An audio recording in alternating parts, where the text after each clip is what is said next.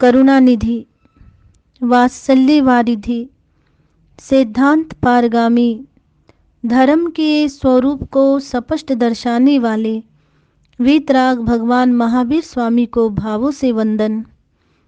वर्तमान आचार्य सम्राट ध्यान योगी युग पुरुष शिवाचार्य भगवान के श्री चरण कमलों में शत शत नमन करती हूँ। मम हृदय निवासिनी गुरनी मैया महासाध्वी स्वर्ण संयम आराधिका श्री वीणा जी महाराज साहिब के श्री चरण कमलों में कोटि कोटि नमन करने के उपरांत धर्म प्रेमी बंधुओं, माताओं एवं भवि जीवों, आप श्रवण कर रहे हैं 19वें तीर्थंकर मल्लीनाथ भगवान का जीवन बड़े ही संक्षिप्त रूप में। आशा करती हूँ कि आप कुछ ना कुछ शिक्षाएं अवश्य में ग्रहण करेंगे, कुछ ना कुछ आचरण में लेंगे। आपने प्रसंग यहाँ तक ये कथा को श्रवण कर चुके हैं कि मल्ली कुमारी जी 100 वर्ष की आयु में यौवन अवस्था को प्राप्त हुई और उसी अवधि ज्ञान के द्वारा ज्ञात हुआ कि उनके पिछले जन्म के 6 मित्र अलग अलग देशों एवं जनपदों के राजा बने हैं। तो पहले मित्र की प्रसंग अब आपके समक्ष रखने जा रही हूँ। कहते हैं कि उनके एक पूर्व जन्म का मित्र अयोध्या का राजा बना, नाम था जिसका प्रतिबुद्धि। वह इक्ष्वाकु वंश के संबंध रखते थे। उनके मंत्री का नाम था सुबुद्धि, उनकी रानी का नाम पद्मावती था। अयोध्या नगरी के बाहर एक उद्यान यानी कि चैत्य था। उस उद्यान के ईशान कोण में एक नाग देवता का मंदिर था। उसे नाग गृह कहा जाता था। महापुरुष फरमाते हैं, धर्म प्रेमी बंधुओं, कौशल का राजा प्रतिबुद्धि देवी देवताओं को भी मानता था। विशेषकर रानी पद्मावती उस नाग देव की उपासिका थी। जो व्यक्ति जिसका उपासक होता है उसका ध्यान सदैव उसी तरफ बना रहता है और जब कोई विशेष दिन आता है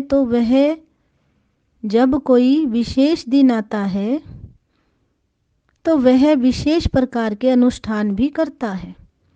एक बार नाग पूजा का दिन आ गया। उस नाग देवता की आराधना भक्ति सफल होती थी, ऐसा कहा जाता है। कोई व्यक्ति जो भी मनोरथ लेकर के उनके पास जाता, नाग देवता के पास जाते थे, उसका वह मनोरथ पूर्ण हो जाता था, उनका आशीर्वाद प्राप्त होता था, तो उसका आशीष भी प्राप्त होता। इसलिए लोग उस नाग देवता की पूजा करते थे। वैसे तो उस नाग गृह में बड़े बड़े समारोह होते थे, किंतु लोग नाग देव के मंदिर में जाकर भी मस्तक झुकाते थे और उपहार भेंट करते थे। अब आ जाती है बात कि छोटे बड़ों का अनुसरण करते हैं। जब एक बड़ा आदमी किसी काम को करता है तो छोटे भी उसके पीछे लगकर करने लगते हैं। महापुरुष फरमाते हैं, राजा व रानी उस नाग देवता को मानते थे। इस तरह नाग पूजा राज पर्व व त्योहार बन गया। धीरे धीरे सारी प्रजा भी उसे मानने लगी।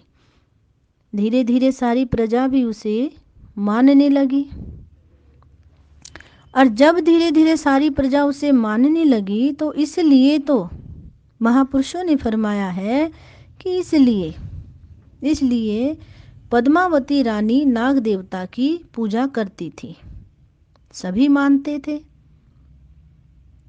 कहा गया है कि जब एक बड़ा व्यक्ति कोई काम करता है तो उसके पीछे छोटे व्यक्ति भी वही काम करने लगते हैं। यदि कोई व्यक्ति चमत्कार को बड़ा या सदाचार को कहे, यदि कोई व्यक्ति ये कह दे कि मैंने अमुक देवता की मनोती मानी थी, मेरी ये मनोती पूरी हो गई, तो अन्य भी उसे मानने लगेंगे। मौन रहने वाले संत के पास लोग आकर क्या करेंगे? यदि कोई ये कह दे कि अमुक संत के पास बड़ा चमत्कार है, उसकी हर बात पूरी हो जाती है, तो बस फिर तो उसे आहार पानी करने का समय भी नहीं मिलेगा। सारा दिन लोगों की भीड़ लगी रहेगी। दुनिया के लोग चमत्कार को नमस्कार करते हैं। धर्म प्रेमी बंधुओं, ज्ञानी आत्माएं कहती है, जहाँ लौकिक दृष्टि से चमत्कार का प्रभुत्व है, वहाँ आध्यात्मिक जगत में सदाचार का सर्वोच्च स्थान है। चमत्कार दुखों से नहीं छुड़ाता, चमत्कार दुखों से नहीं छुड़ाता, बल्कि उलझनों में फंसाता है। अंत में चमत्कारी भी दुखी हो जाते हैं। बड़े बड़े चमत्कारी लोगों का भी अंतिम समय सुख में नहीं होता, किंतु जिनके पास सदाचार है, वे सहज में ही कभी कोई बात कह दें तो वह भी सच्ची हो जाती है। कभी दृष्टि उठाकर किसी को देख ले तो उसके भाग्य की रेखाएं ही बदल देते हैं। चमत्कारों की पूजा करने वाले धोखा खा जाते हैं कभी ना कभी, किंतु सदाचारी पुरुष ना धोखा खाते हैं, सदाचारी आत्मा ना धोखा खाते हैं, ना किसी को कभी धोखे में डालते हैं। सदाचार के सामने तो दुनिया में कोई चमत्कार नहीं। हजारों सिद्धियां, महापुरुषों ने फरमाया कि हजारों सिद्धियां रावण के पास थी, किंतु सदाचार ना होने के कारण उसको सारी सिद्धियां बेकार हो गई। चमत्कार में भय व शंका है, सदाचार में कोई भय नहीं होता। महापुरुषों ने फरमाया, ये मार्ग बिल्कुल सरल व सीधा है।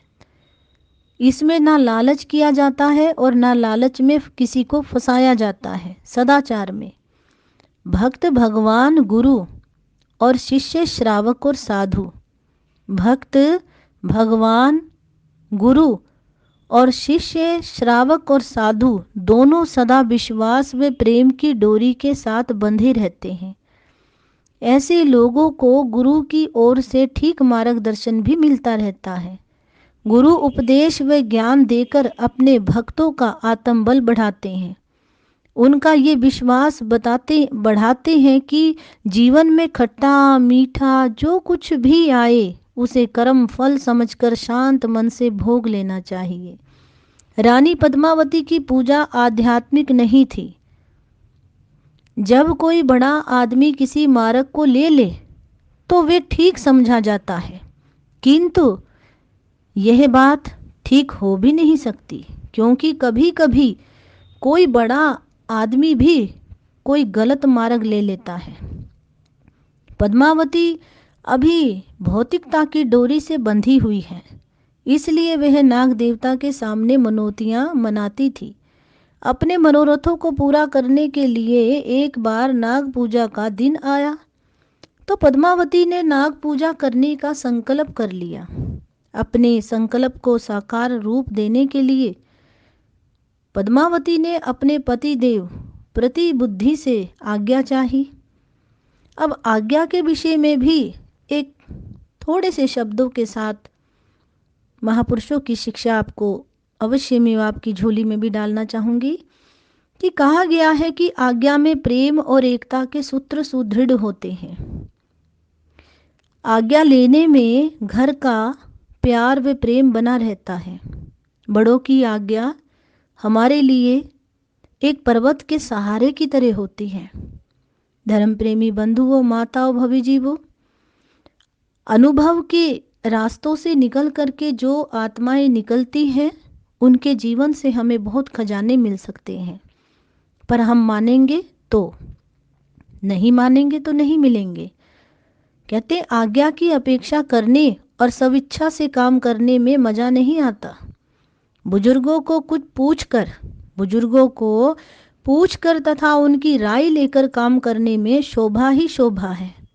यदि आज्ञा ना ले तो कम से कम राय ही कर ले, कोई ना कोई ठीक राय मिलेगी ही। कुछ लोग किसी से राय भी नहीं करते, ना ही लेते हैं, काम करने के बाद केवल सूचना देते हैं, हमने ये काम किया है, ठीक है ना, ऐसे पूछते हैं। ऐसी स्थिति में दूसरा क्या कहेगा। यदि वह विरोध करेगा तो झगड़ा होगा। कलह से बचने के लिए दूसरा कह देता है व्यक्ति कि जो आपने कर लिया है सो ठीक है।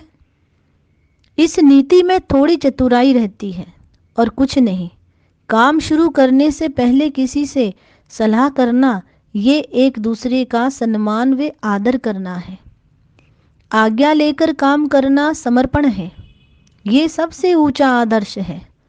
पद्मावती केवल सूचना नहीं दे रही अपने पति को, या सिर्फ राय नहीं की अपने पति से, उसने अपने मन का संकल्प पति के समक्ष प्रस्तुत किया और उससे आज्ञा मांगी। राजा ने उसके संकल्प का पूरा आदर किया और उसे सहर्ष आज्ञा प्रदान की। इतना ही नहीं, उसने अपने कर्मचारियों को आदेश दिया कि वे नाग गृह में जाकर एक पुष्प मंडप तैयार करें, यानी कि एक फूलों का मंडप तैयार कर दें। तो आगे का प्रसंग आपको कल सुनने को मिलेगा। आज के लिए इतना ही कहूँगी। बोलिए मल्लीनाथ भगवान की जय। बोलिए भगवान महावीर स्वामी की जय। ओम शांति।